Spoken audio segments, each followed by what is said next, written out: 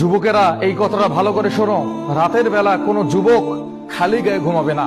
যখন কোনো যুবক রাতের বেলা খালি গায়ে ঘুমায় তখন তার কিন্তু বড় বড় দুটো ক্ষতি হয়। এই দুইটো ক্ষতি সম্পর্কে আপনি জানেন না, অথচ এই দুইটা ক্ষতি আপনার প্রতিনিয়ত হচ্ছে। এক নম্বরে, কোনো যুবক যখন খালি গায়ে ঘুমায় তখন তাকে বোবা জিন আসর করে।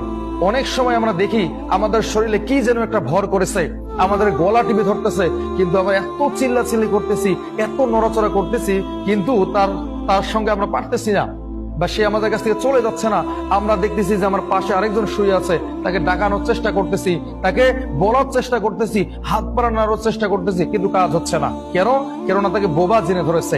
কোনো ব্যক্তি যখন খালি গায়ে ঘুমায় তখন এই বোবা জিন তার উপর আসর করে। দুই নম্বরে কি, আল্লাহর রহমতের ফেরেশতারা আপনাকে নিরাপত্তা দিবে না।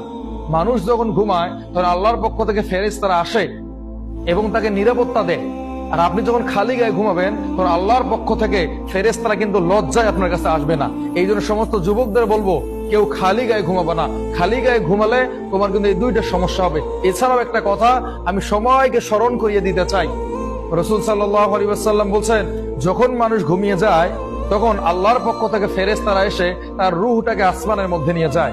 আবার যখন ফজর হয় আল্লাহর পক্ষ থেকে ফেরেশতারা এসে এই রূহটাকে আবারও তার শরীরের মধ্যে ফিট করে দেয়। এই জন্য সে ঘুম থেকে উঠতে পারে। তো ঘুমটা হচ্ছে অর্ধমৃত্যু।